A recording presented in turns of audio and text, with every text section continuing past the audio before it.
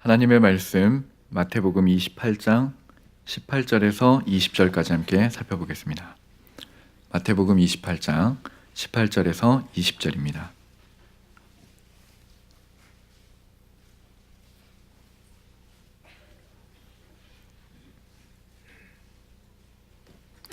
네, 우리 다 함께 성경을 읽도록 하겠습니다. 예수께서부터 시작하겠습니다. 시작. 예수께서 나와 말씀하여 이르시되 하늘과 땅의 모든 권세를 내게 주셨으니 그러므로 너희는 가서 모든 민족을 제자로 삼아 아버지와 아들과 성령의 이름으로 세례를 베풀고 내가 너희에게 분부한 모든 것을 가르쳐 지키게 하라. 볼지어다 내가 세상 끝날까지 너희와 항상 함께 있으리라 하시니라. 아멘. 네, 오늘은 예고해드린 바와 같이 홍순조 목사님께서 나오셔서 우리를 위해서 말씀을 증거해 주시겠습니다.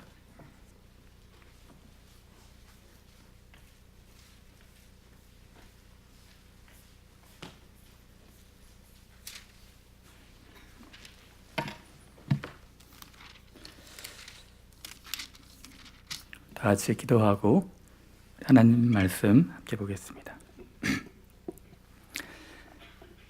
자비로우신 우리 아버지 하나님, 우리가 다 하나님 앞에 있습니다.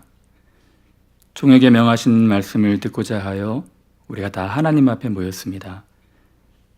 주께서 종에게 설교 준비하면서 은혜 주신 것 회중들에게도 그대로 전달될 수 있도록 도와주시옵소서. 우리 주 예수 그리스도 이름으로 기도드리옵나이다.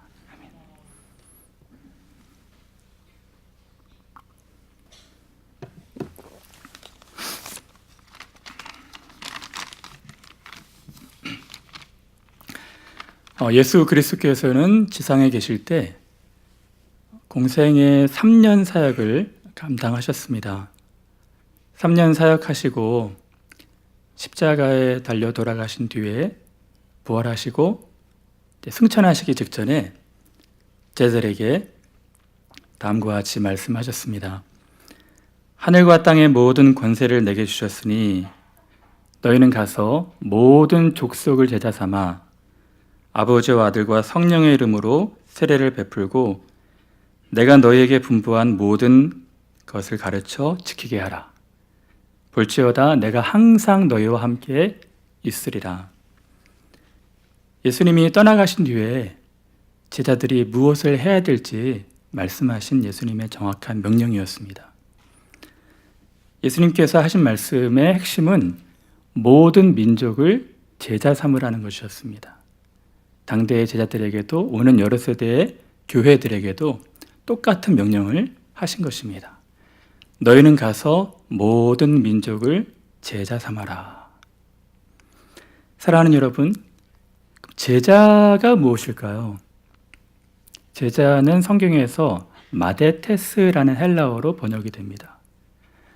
이 마데테스라는 단어는 복음서에 제자들에게 국한시켜서 12명의 제자들에게 국한시켜서 사용이 되고요. 사도행전에서는 총 260여 회에 초대교회 교인들, 많은 사람들, 대다수의 사람들을 마데테스라고 합니다. 여러분, 초대교회 사람들을 왜 그렇게 많이 마데테스라고 했을까요? 여러분, 초대교회의 신자들이 된다는 것은 굉장한 용기와 결심이 필요한 일이었습니다. 당시의 헬라 문화와 유대 문화에서 기독교 가치관, 세계관, 기독교 사상으로 산다는 것은 굉장한 용기가 필요한 일이었던 것입니다. 단지 오늘날에 신자가 된다는 것, 제자가 된다는 것의 어떤 의미로 교회에 출석하고 또 예배도 드리고 성경 공부도 하고 조금 교회 모임에 참석하는 조금 다른 방식으로 살아갔던 삶이 아니라 초대교회에서 기독교인이 된다는 것은 정말 목숨을 각오하고 새로운 삶의 방식으로 살기로 결심하는 그러한 일이었습니다. 마데테스라는 단어는 은혜가 지배하는 새로운 가치, 질서, 삶의 방식으로 살아가겠다고 자기를 헌신하는 것입니다. 그게 마데테스예요. 마데테스는 세상이 말하는 가치관, 세상 속에 있는 세계관, 삶의 방식, 질서 전혀 다른 것으로 살아가겠다고 결심하는 것입니다. 마데테스가 된다는 것은 단지 기독교 복음에 동의를 하거나 기독교 복음을 좋아하거나 또 선호하거나 그리고 공부하는 정도가 아닙니다. 단지 세례받고 단지 오늘날의 개념으로 예수께서 가르쳐 주신 것을 성경 공부하면서 단지 지키고자 노력하는 것이 아닙니다. 새로운 삶으로 살아가는 것입니다. 새로운 가치 질서를 가지고 살아가는 거예요. 어느 선교단체에서 제자훈련 공부 몇 단계 하는 그 정도의 삶이 아닌 것입니다. 예수님께서는 하늘로 올라가시면서 너희는 모든 족속을 마데테스 삼아라 라고 말씀하신 것입니다. 새로운 가치 질서로 삶의 방식으로 살아가는 사람들, 그러한 제자를 삼으라는 것입니다. 여러분, 제자가 된다는 것, 제자로 살아간다는 것, 제자를 삼는다는 것은 결코 쉬운 일이 아닙니다. 하루아침에 되어지는 일도 아닙니다. 왜냐하면 인간의 본성 때문에 그래요. 인간이 갖고 있는 죄의 속성 때문에 이 자기 중심의 사고방식, 세상에 만든 지극히도 이기적인 자기애, 명예를 추구하고 욕심을 추구하고 욕망을 살아가는 이 큰 사고의 틀을 벗어난다는 것은 결코 쉬운 일이 아닙니다. 여러분, 예수님도 제자 훈련을 시키셨잖아요. 때로는 3년, 때로는 2년. 오랫동안 제자들을 훈련시켰는데 제자들이 쉽게 변했나요? 제가 3년과 2년이라고 말씀드린 것은 누가복음 6장에 보면 예수님이 공생의 2년차가 되셨을 때 제자들을 선택하십니다.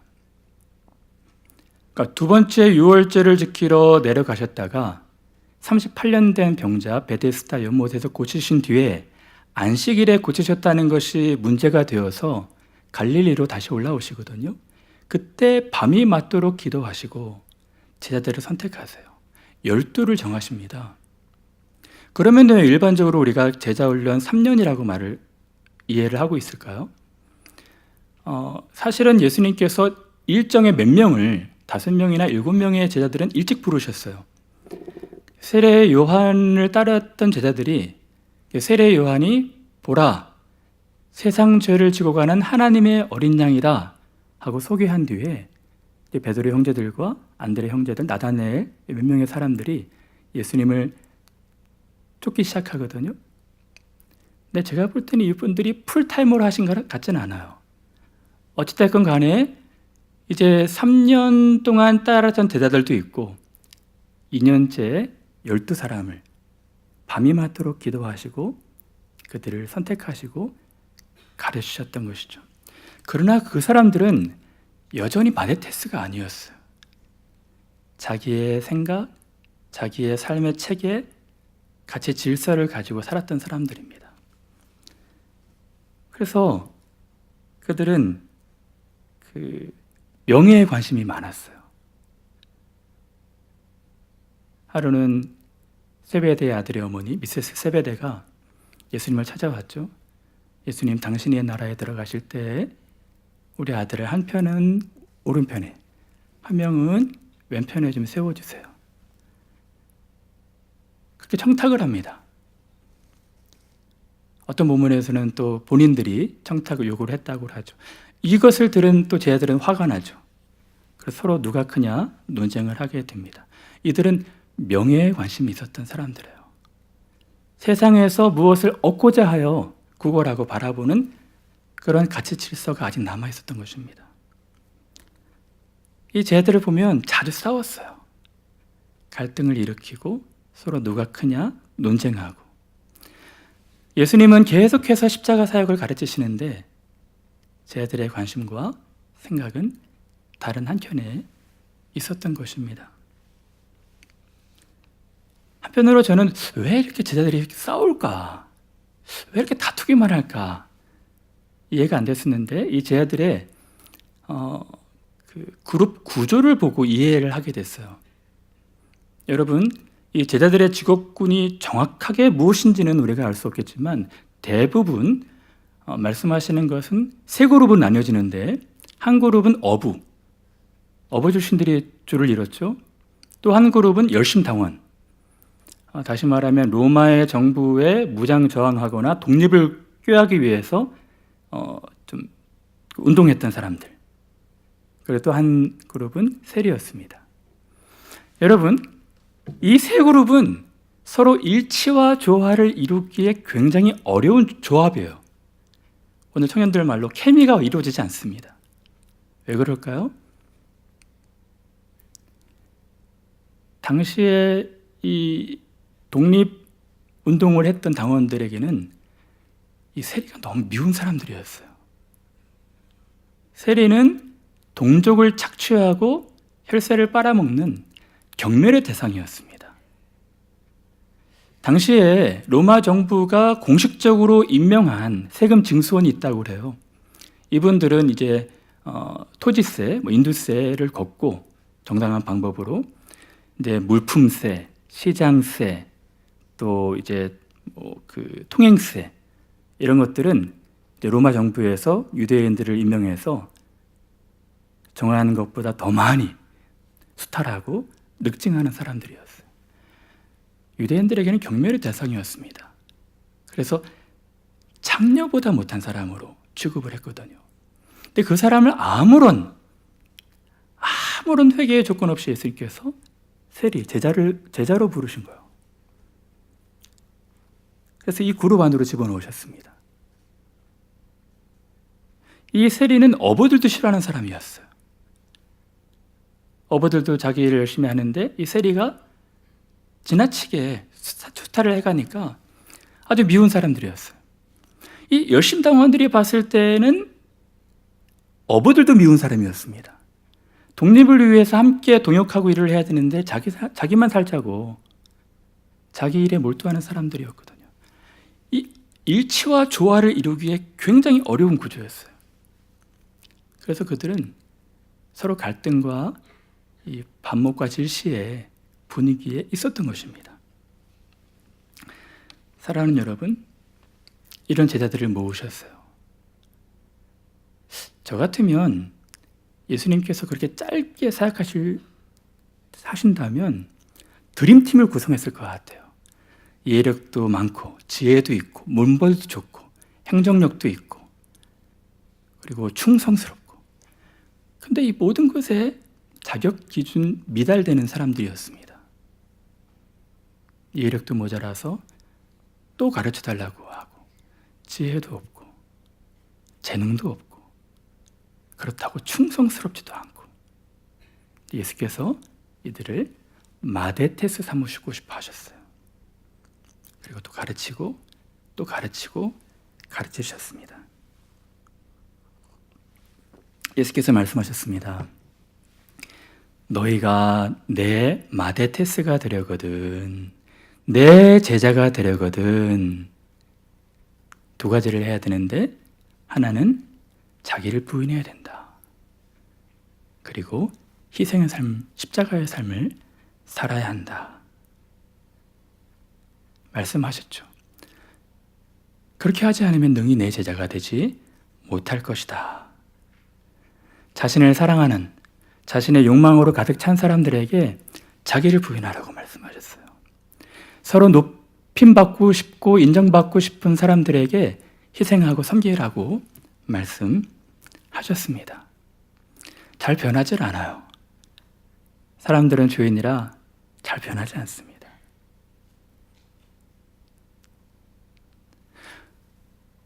우리를 사랑하는 사람도 제대로 사랑하지 못하는데 어떻게 우리를 사랑하지 않는 사람을 내 몸처럼 사랑할 수 있을까요? 우리에게 아무 이익도 주지 않는 사람을 위해서 우리가 어떻게 희생할 수 있을까요? 어려운 일이었어요. 인간 본성으로 참 어려운 일입니다. 저는 이번 한국 방문에 결혼 주례하러 왔는데요. 결혼하는 친구들한테 자주 그런 얘기를 해요. 우리의 인간의 사랑 오래 가지 못한다.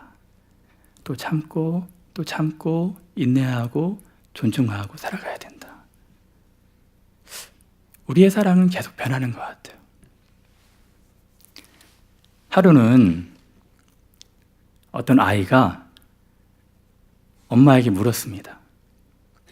엄마, 왜? 엄마, 왜?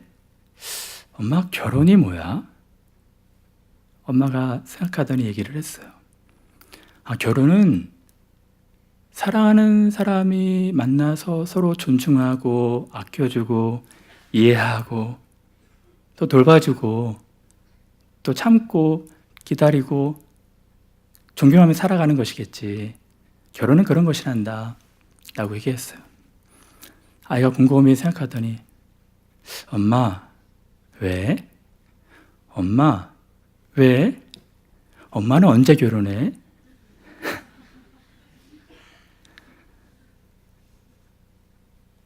이 사람 아니면 안 되겠다라고 생각하고 결혼을 해도 변하는 게 사람들의 사랑 아니겠습니까? 사람들은 너무 자기중심적이에요. 그것이 사람들이 갖고 있는 질서예요. 어떤 자매가 또 그랬대요. 어떤 자매가 이제 결혼 혼기를 훨씬 훌쩍 넘긴 자매가 너무 결혼하고 싶었는지 새벽 기도 작정 기도를 했답니다. 그래서 맨 앞에 나와서 기도를 하는 거예요. 새벽마다. 큰 소리로 기도해서 많은 사람들이 들을 정도로. 하나님, 제게 너무 멋진 신랑을 주세요. 끼는 넓어야 되고, 외모는 어느 정도 돼야 되고, 또 학식은 어느 정도 돼야 되고, 너무 멋진 신랑을 주세요. 처음부터 마지막까지 자신의 결혼 기도만 했대요. 기승전 결혼이었습니다. 근데 한참 동안 듣고 있던 목사님이 너무 큰 소리로 기도하길래 듣다가 한 일주일 지난 뒤에 자매를 불렀답니다. 자매, 결혼을 위해서 기도하고 있네? 예, 결혼하고 싶어요. 하나님 응답해 주실 거야. 열심히 기도해. 근데 자매만을 위해서 기도하는 것보다 부모님을 위해서 기도할 수도 있고 형제들을 위해서 기도할 수 있고 교우들을 위해서 기도할 수 있고 좀 다른 사람을 위해서 기도하는 것은 어떨까? 자매를 위한 기도도 하고. 자매가 곰곰이 생각해 본더니 예, 목사님, 제가 너무 저만 위해서 기도했던 것 같아요. 내일부터는 다른 사람 위해 기도하겠습니다. 그렇게 얘기했답니다. 그래서 목사님이 궁금했어요. 근데 또 그 다음날 아침에 새벽에 일찍 자매가 또 맨 앞자리에 나와서 기도를 했습니다. 하나님, 우리 사랑하는 부모님, 너무 불쌍한 부모님 위해서 기도합니다. 우리 불쌍한 부모님에게 멋진 사위 주세요. 사람은 자기중심적이에요. 잘 바뀌지 않습니다. 그러한 제자들에게 예수께서 말씀하셨어요. 너희가 마데테스가 되어야 된다. 너희 중심적인 사고, 너희가 세워놓은 어떤 그런 가치 체계 벗어나서 전혀 다른 은혜가 지배하는 새로운 삶의 질서로 살아야 된다. 라고 말씀하셨어요. 그러면 어떻게 우리 죄인이 예수님이 말씀하시는 새로운 가치, 질서, 삶의 방식으로 살아갈 수 있을까요? 방법은 한 가지입니다. 예수님의 사랑 경험하는 거예요. 내가 너희를 사랑한 것처럼 너희도 서로 사랑하라. 우리가 하나님을 사랑한 것이 아니요, 하나님이 우리를 사랑하셨으니 하나님은 사랑이십니다. 예수 그리스도의 그 큰 사랑을 경험하면 우리도 그가 우리에게 하신 것처럼 새로운 가치 질서를 가지고 자기를 부인하고 다른 사람들을 사랑하고 섬기고 희생하고 싶어하는 마음이 생기는 것입니다. 예수님은 2년, 3년 동안 그런 제자 훈련을 하셨어요. 사랑을 주셨습니다. 이해하지 못하면 또 가르치고, 또 잘못하면 또 인내하고, 또 기다려주고, 그들을 사랑하셨어요. 요한복음 13장 1절에는 예수님이 세상에 있는 자기 사람들을 사랑하시되 끝까지 사랑하시니라 라고 말씀하십니다. 요한복음 13장에 보면 이제 예수님께서 십자가에 잡히시기 전날 밤이었습니다. 전날 밤에 죽기 전에 동고동락했던 제자들과 따뜻한 밥 먹고 따뜻한 만찬하고 돌아가고 싶으셨어요. 근데 제자들이 그 최후의 만찬 그 석상에서 서로 다툰 것 같습니다. 그 앞장에 보면 또 누가 크냐 논쟁하고 다퉜거든요. 그래서 요한복음 13장에 보면 예수님께서 제자들의 발을 씻기신 사건이 나옵니다. 여러분, 왜 예수님께서 뜬금없이 제자들의 발을 씻기신지 아셔요? 성경에 보면 저녁 잡수시던 중에, 저녁 먹는 중에 예수께서 세숫대야를 갖고 오셔서 수건을 허리에 차고 제자들의 발을 씻기시기 시작하셨거든요. 여러분, 유대인들은 정결 예식이 있어서 식사하기 전에 손과 발을 씻는 것 습관을 갖고 있습니다.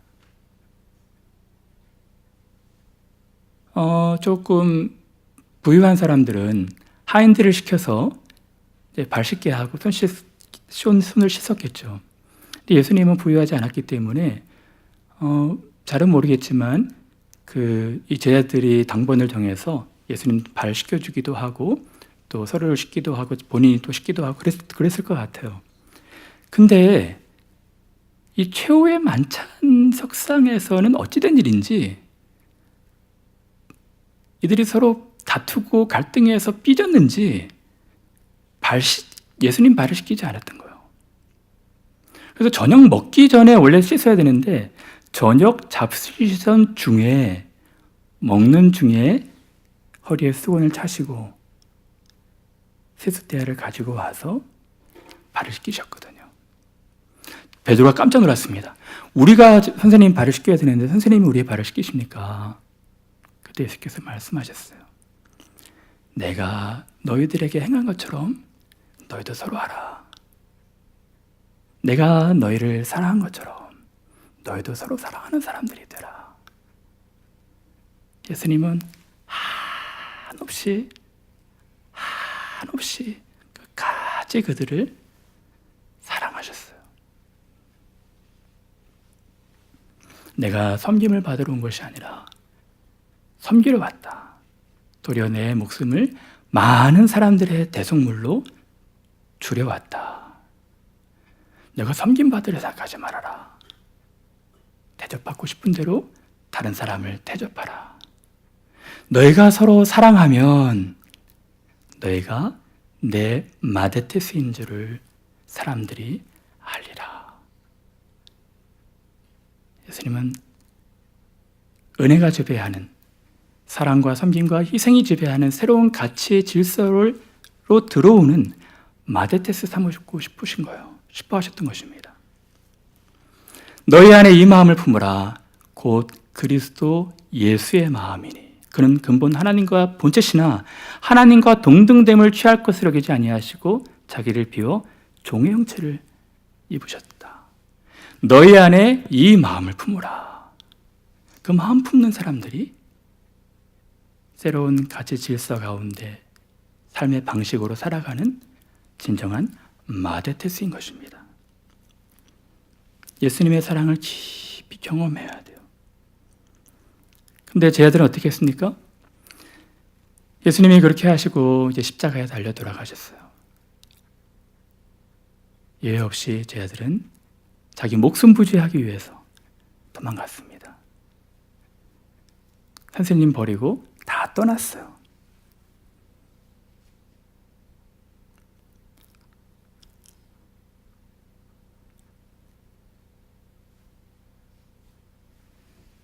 어떤 의미로 보면 예수님의 사역은 제자 훈련 사역이었거든요. 수많은 사람들이 있었지만 예수님은 12를 택하사 그들에게 하나님 나라에 관련된 것, 모든 진리의 체계들을 많이 말씀하시고 가르치셨어요. 그런데 그 2년, 3년의 사역이 수포로 돌아가는 것 같은 위기가 온 것입니다. 다 도망갔잖아요. 그렇게 집중해서 그렇게 사랑을 부었는데 다 도망갔어요. 예수님의 사랑은 끝까지 사랑하시는 것이었어요. 연약한 그들과 함께 하셨습니다. 베드로가 부인한 것을 후회하고 또 마음이 아픈 상처를 가지고 살아갈 것을 아시고 베드로를 위해서 겟세마네에서 기도하셨습니다. 사단이 밀가부르도 타려고 너희를 청구하였으나 베드로야 나는 내 믿음이 떨어지지 않기를 위하여 기도하였다. 그것이 예수님의 사랑이었어요. 그리고 부활하시자 제들을 찾아오셨습니다. 조반을 만드시고 와서 먹으라고 그랬어요.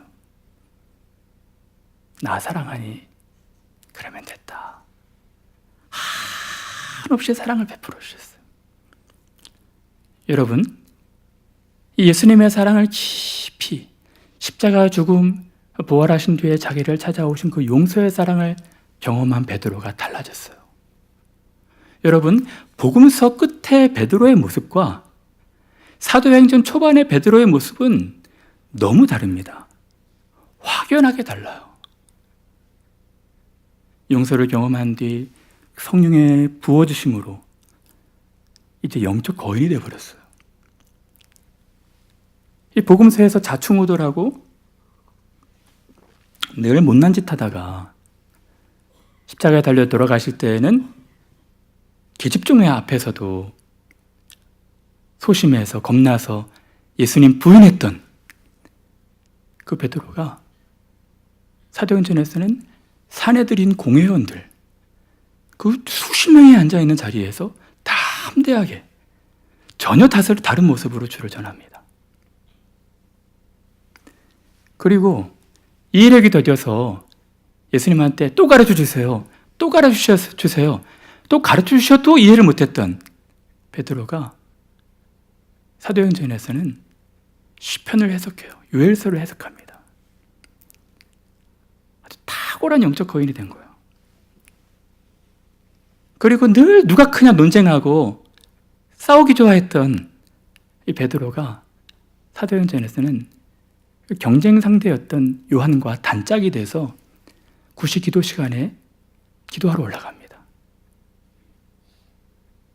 어떻게 이렇게 된 것일까요? 예수님의 사랑을 경험했어요.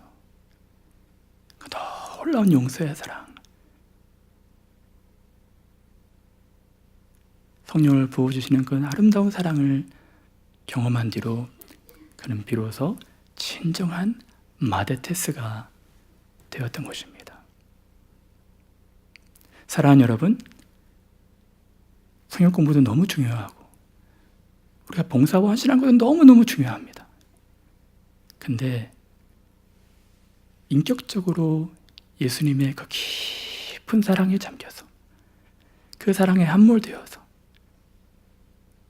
자기를 적실 때 우리가 다른 사람을 사랑할 수 있는 마데테스가 될 수 있는 거예요. 내가 너희를 사랑한 것처럼 너희도 서로 사랑하라. 사랑합시다. 그건 율법주의를 흘리게 되어 있는 것입니다. 예수님의 사랑을 묵상하면 그 사랑이 흘러가는 것입니다. 내가 너희를 사랑한 것처럼 너희도 서로 사랑하라. 예수님이 사랑으로 마데테스를 삼으셨어요. 그리고 말씀하십니다. 하늘과 땅의 모든 권세를 내게 주셨으니 너희는 가서 모든 족속을 제자 삼아라. 이 말씀의 뜻은 단지 성경 공부하고 단지 제자 훈련하고 그런 것이 아닙니다. 자기를 쪼개라는 것입니다. 자기 쪼개짐이 있어야지 우리를 통해서 또 다른 충성된 마데테스가 나오는 것입니다. 그러기 위해서는 여러분들이 예수님의 사랑을 깊이 경험하셔야 돼요. 그럼 여러분 주변의 사람들이 여러분의 울림으로 하나둘씩 파편처럼 튀어서 그 사랑의 포로가 되는 것입니다. 사랑하는 여러분, 저는 영국에서 이제 13년 정도 살아가는데요. 영국 하면 저는 참 마음에 짠한 감동이 있어요.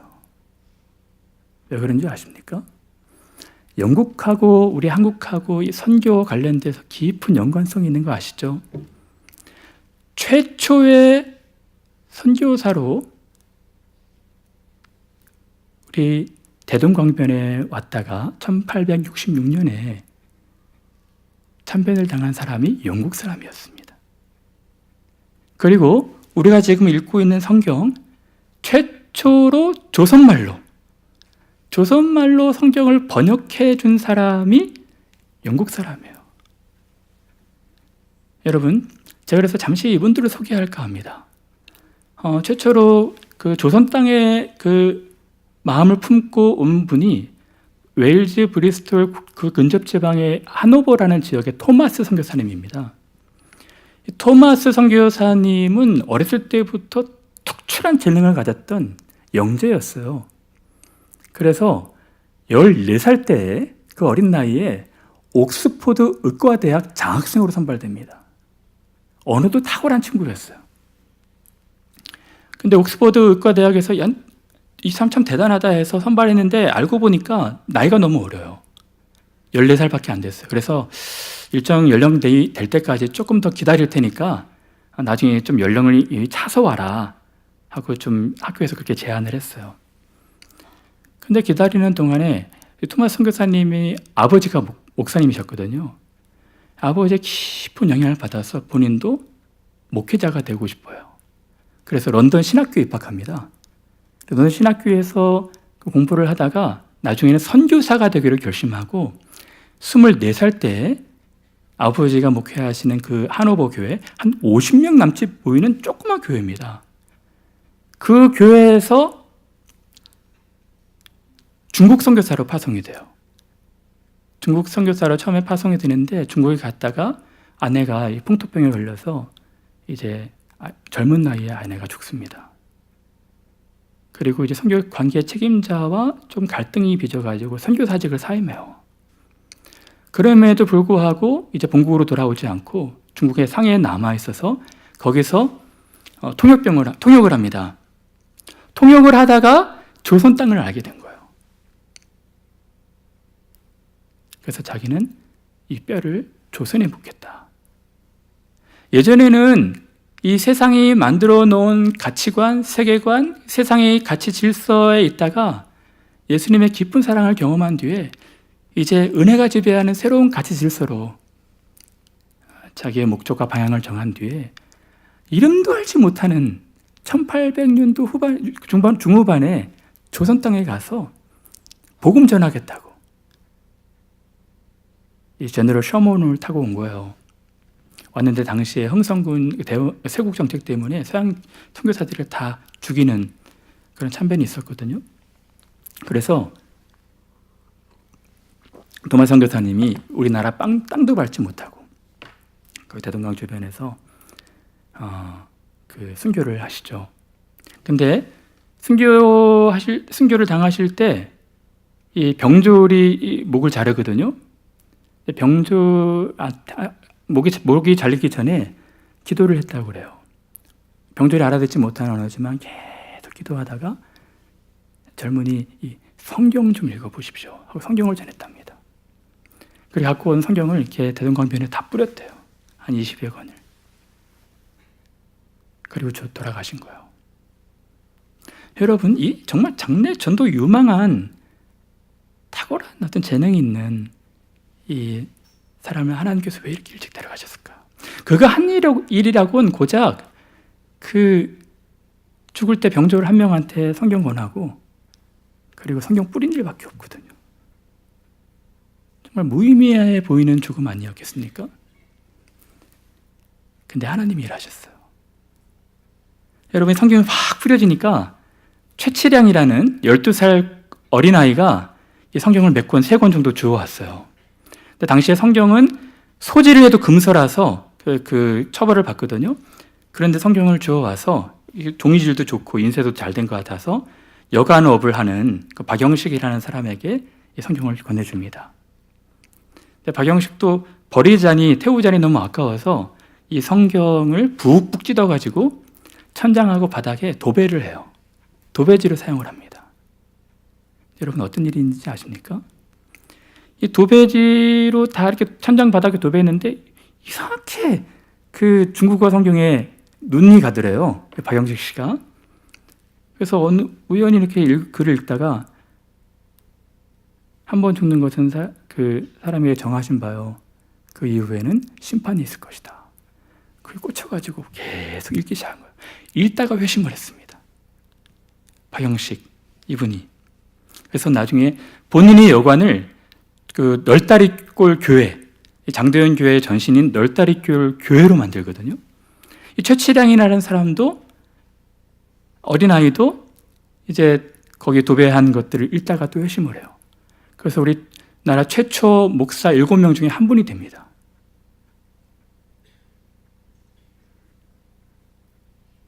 이 토마스 선교사님의 목을 배웠던 박충권 씨는 어떻게 됐을까요?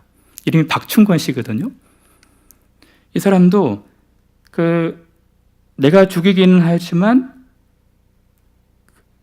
이 책을 받았던 거를 읽고 싶은 마음이 생겨서 읽다가 회심을 해요. 그래서 영주의 장로가 됩니다. 뭐 의미 없는 죽음 같았지만 하나님이 함께 하신 거예요. 모든 민족을 제자 삼으라는 그 명령에 충실하게 마데테스의 삶을 살았던 토마스 선교사님의 삶이 의미 있도록 예수께서 함께 하셨던 것입니다. 놀랍죠? 이것뿐만이 아닙니다. 이제 선교사 당시에는 중국으로 다 밀집된 선교사들이 있었거든요. 근데 중국 선교사님 중에 존 로스라는 선교사님이 계셨습니다. 선교사님이. 근데 로스 선교사님이 이 6년 전에 토마스 선교사님이 땅도 밟지 못하고 돌아가셨다는 사실을 듣게 돼요. 그래서 조선 땅에 대해서 관심을 갖습니다. 그래서 선교 본부에 내가 조선 땅에 가서 선교하고 싶습니다. 근데 선교 본국이 허락을 하지 않아요. 왜냐하면 당시에 조선 땅은 선교 금지국이었거든요. 선교 위험 국가로 지정이 돼서 오늘날의 아프가니스탄, 아랍국가처럼 거기 가면 다 선교사들이 죽어가니까 거기 가서는 안 된다. 계속 조르는 거예요. 그분들에게 복음을 전하고 싶습니다. 그러니까 선교 책임자가 그러면 조선 땅에 들어가지 말고 조선 사람들이 그런 어느 정도 있는 만주에 고려문이라는 곳이 있으니까 거기 개성상인들이 있다. 거기 가서 문서 선교를 해라. 성경 나눠주는 일을 해라. 그래서 이 문서 사역하려고 이 만주에 갑니다. 존 루스 선교사님이 계속해서 성경을 전해요. 성경 받으라고. 근데 조선 사람들이 서양 사람들을 기피하는 거예요. 그래서 받지도 않고 경멸하고 그랬어요. 근데 한 사람이 찾아왔습니다. 선교사님, 여기서 이러시면 안 됩니다. 위험한 일입니다. 선교사님, 이렇게 하시면 안 됩니다. 라고 얘기를 했어요.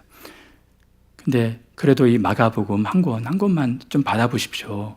하고 성경을 전달해주고 이제 이런 사역은 안 되겠다. 차라리 중국어 성경을 전하는 것보다 이들의 언어로 성경을 번역하자 해가지고 그 사역을 접고 이제 성경 번역, 조선말 성경 번역을 하려고 합니다. 그래서 성경 아르바이트생들을 구하거든요. 성경 번역할 수 있는 한국 사람들을. 근데 당시에 이응찬이라는 사람이 있었어요. 이 사람은 아편 파는 약쟁이였습니다. 근데 약을 계속 팔고 이렇게 그 압록강을 건너고 그러다가 풍랑을 만나가지고 배가 다 뒤집힌 거예요. 뒤집혀서 약초가 다 그 바다에 빠져가지고 다 잃어버렸어요. 너무 침체가 돼서 여관에 가서 자살하겠다고 죽으려고 하다가 성경 번역할 사람들을 지금 모집하는데 돈을 많이 준다더라 라는 소문을 듣고 이 이응찬이라는 사람이 가요. 가서 단 조건은 나한테 기독교인이 되라고 강요하지 마시오. 그런 조건으로 성경 번역을 도와줍니다. 그러다가 회심을 했어요. 성경 번역을 하다가. 그리고 1년 뒤에 한 사람을 소개하는데 선교사님 이 친구 얘기를 좀 들어보십시오 하고 소개를 했어요. 그래서 이 백홍준이라는 사람이 왔거든요. 백홍준이라는 사람이 그런 얘기를 했어요. 선교사님 저도 성경 번역하는데 좀 참여하게 해주십시오. 저는 복음을 압니다. 복음을 믿고 있습니다. 깜짝 놀랐어요. 복음을 알고 있다고요? 어떻게 복음을 알고 있어요? 로스 선교사님 3년 전에 만주에서 어떤 사람에게 성경 한 권을 내셨죠? 아, 그렇습니다. 제가 건넨 적 있습니다. 그분이 제 아버지입니다. 아버지가 받은 성경을 읽다가 이분이 그리스도를 만난 거예요. 사랑하는 여러분, 그 다음에 서상윤 씨라는 분이 또 오거든요. 서상윤 씨는 당시에 이 홍삼 무역하시는 분인데 장티푸스를 알아가지고 너무 힘든 그 공경 가운데 있었는데 이 존 로스의 부인이었던 맥킨타이어가 정말 헌신적으로 간호를 했어요. 헌신적으로 간호하는 그 사랑에 감동이 돼서 이제 성경 번역에 자기도 이제 참여를 합니다. 참여를 하다가 또 회심을 했어요. 그래서 이분이 그 황해도 솔레라는 지역에 살으셨는데 이 최초의 개신교 교회 솔레교회를 지은 분이 되셨거든요. 사랑하는 여러분, 저는 토마스 선교사님이든지 존 로스 선교사님 같은 분들은 하나님 나라의 마데테스라라는 생각이 들어요. 그 자기가 받은 사랑, 자기가 경험하고 체험한 그 사랑을 전하고 싶어서 당시 위험국가로 지정이 돼서 누구도 가기를 두려워하는 곳에 자기가 들어가서 복음 전하다가 핍박과 박해를 받고 또 순교를 당하고 어려움을 당하는 사람들이 되었던 것이죠. 그들의 그 자기 깨어짐 사랑을 통해서 놀라운 예기치 못한 사람들이 하나둘씩 일어났고 한국 교회가 세워지게 된 거예요. 여러분, 이 이제 존 로스 성경을 번역했던 사람들은 이제 권서인, 매서인이 돼서 무슨 일을 하게 되냐면 자기가 경험한 예수님, 자기가 그 경험한 사랑, 자기 민족들에게 좀 전하고 싶어서 이 성경을 보급하면 굉장히 위험한 일이었는데 목숨을 아까워하지 않고 보쯤에다가 성경 싸서 이제 들어가서 전국 각지를 돌아다니면서 성경을 보급하는 일을 해요. 자기가 경험한 그 사랑을 전하고 싶어서 마데테스의 삶을 산 것입니다. 놀라운 일은 뭔지 아십니까? 1907년도에 평양 장대현 교회에서 사경회가 열렸거든요. 근데 선교사들의 보고에 의하면 평양 장대현 교회 사경회가 열렸는데 그 주변에 있는 사람이 오는 게 아니라 어떤 젊은 아낙네가 머리에는 쌀자루이고 뒤에는 어린 아기 등이 없고 한 손에는 낡은 성경책을 들고 왔어요. 아주머니, 어디서 오셨어요? 저는 목포에서 왔습니다.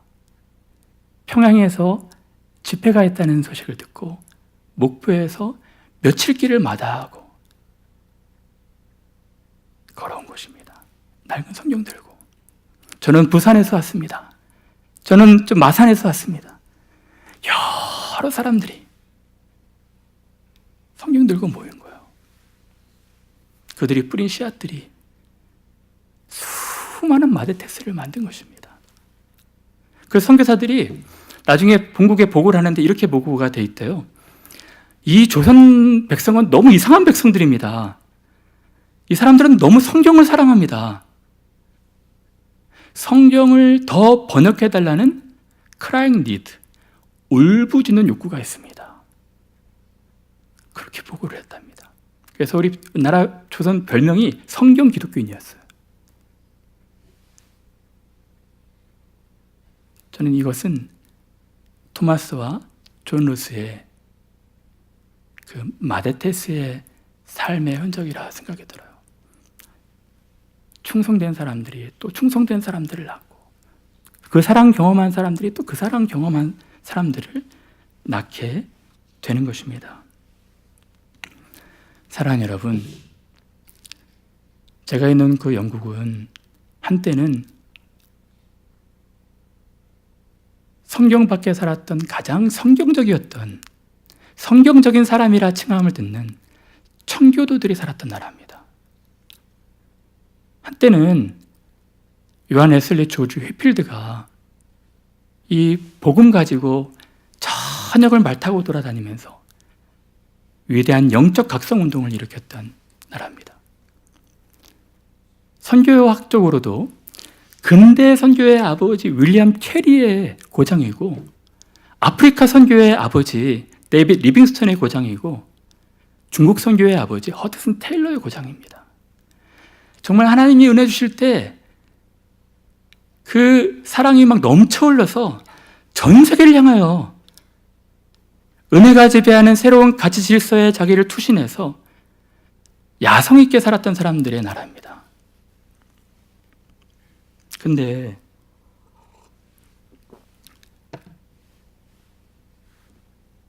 참 어렵게 되었어요.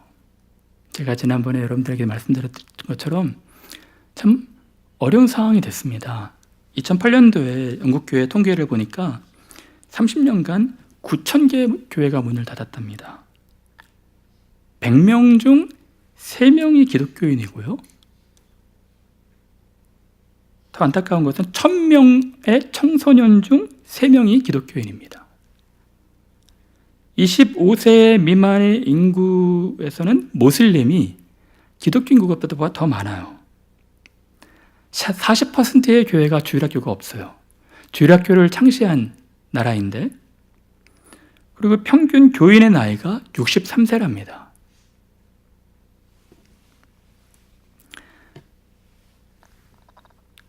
너무 어려운, 우리 복음에 빚진 그 나라가 너무 어려운 상황이 됐어요.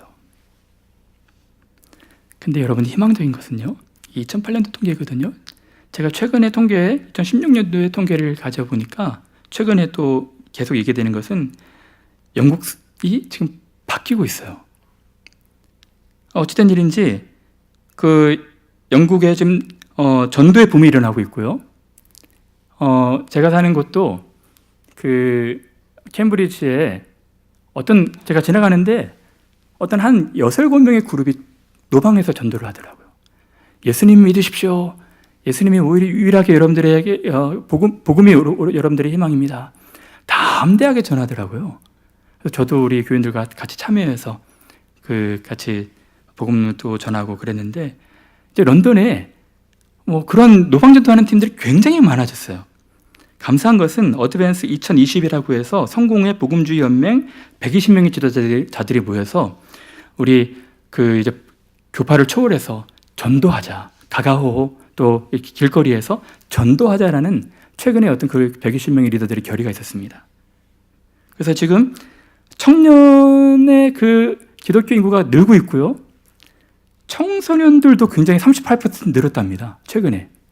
어떻게 됐는지 잘 모르겠어요. 그리고 지난번에 우리 김남준 목사님이 그 캔터베리 캔터베리 집회에 강사로 초청돼서 가셨잖아요. 전 깜짝 놀랐어요. 저는 늘 할아버지 할머니만 한 6, 7분만이 앉아 계셨던 그런 교회만 보다가 거기 갔는데 1,800명이 모였더라고요. 그것도 젊은 사람들이. 저는 정말 영국교회 희망을 받습니다. 그 사람들이 모여서 뜨겁게 찬성하고 하나님 말씀 듣는데 굉장히 진지했어요.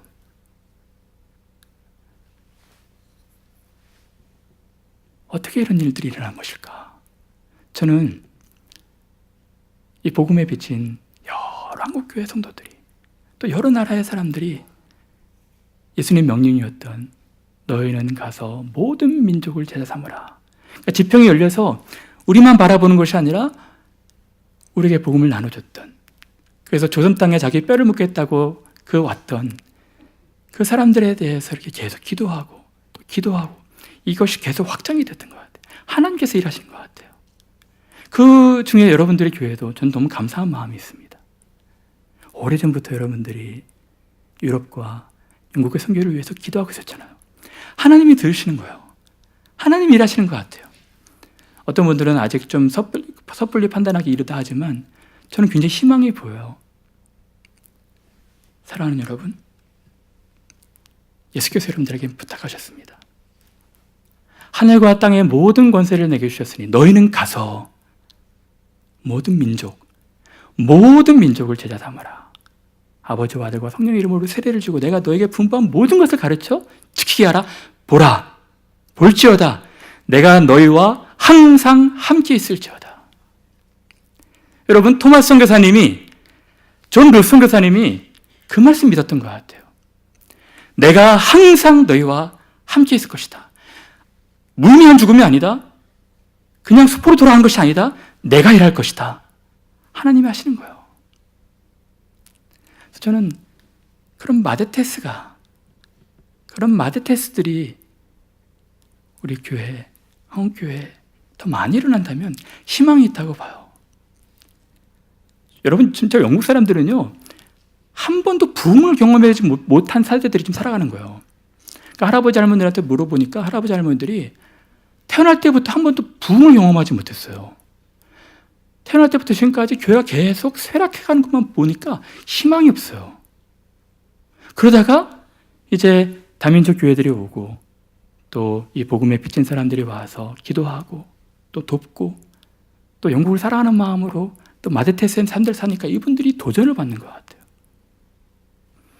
그래서 어느 웨일즈에 한인 선교사님이 들어가셔서 웨일즈 그 장로교회에 들어가셔서 목사님이 되셔서 사역을 하시는데 정말 열심히 최선을 다해서 주일학교도 다 아이들도 모으고 할아버지 한 6, 7명밖에 없는 그 교회를 한인 목사님이 들어가셔서 열심히 사역하셨거든요. 근데 여름 성경학교도 하고, 근데 어느 할머니가 그랬대요. 내가 70년 이 마을에 사는데 교회에서 아이들 웃음소리를 처음 들었다. 그래서 그 할머니가 그렇게 열심히 교회를 섬긴대요. 또 음식도 해가 해주고. 사랑하는 여러분, 영국을 위해서 좀 기도해 주시길 바랍니다. 영국뿐만 아니라 모든 민족, 여러분 정말 아시아, 캄보디아, 또 여러분들이 선교하고 있는 모든 민족에 대한 이 제자의 마음 가지고 여러분들이 경험한 그 사랑 흘려보냈으면 좋겠어요. 하나님이 하실 것입니다. 내가 너희와 항상 함께 있을지어다. 하나님 일하실 것을 믿고 기도하시고, 그리고 여러분의 교회와 또 보편교회와 모든 전 세계의 교회가 주님의 사랑으로 충만해지는 그런 부흥을 위해서 기도해 주시기를 간절히 바랍니다. 우리 기도하겠습니다.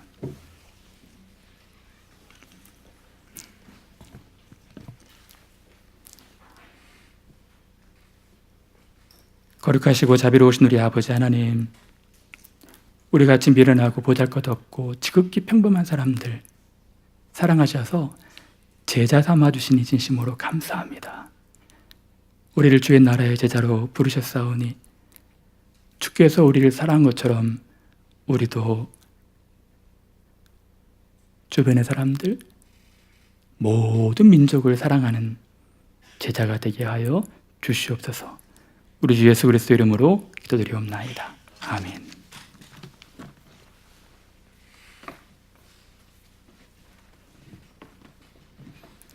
찬송가 510장 함께 찬양하시겠습니다.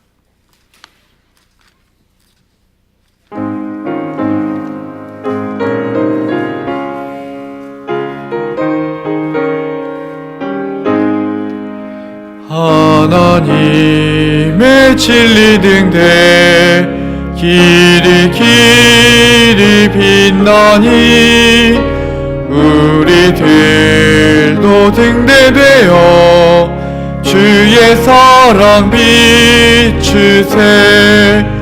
우리 작은 불을 켜서 험한 바다 비추세.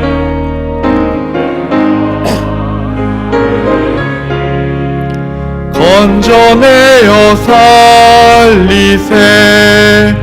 죄의 밤은 기뻐가고 성남 물결 설렌다. 어디 불빛 없는가고 찾는 물이 많구나. 우리 작은 불을 켜서 험한 바다 비추세. 물에 빠져 헤매느니 건져내어 살리세. 너의 등을 돋우어라. 거친 바다 비춰라. 빛을 찾아 헤매느니 생명선에 건져라. 우리 작은 불을 켜서 험한 바다 비추세. 물에 빠져 헤매느니 건져내어 살리세. 목사님 나오셔서 축도로 예배를 마치겠습니다. 지금은 우리 주 예수 그리스도의 은혜와 하나님 아버지의 크신 사랑과 성령님의 함께 역사 교통하심이 주님의 제자가 되기로 결심하고 모든 민족을 제자 삼기로 다짐하는 사랑하는 교회 머리머리 위에 영원토록 함께 있을지어다. 아멘.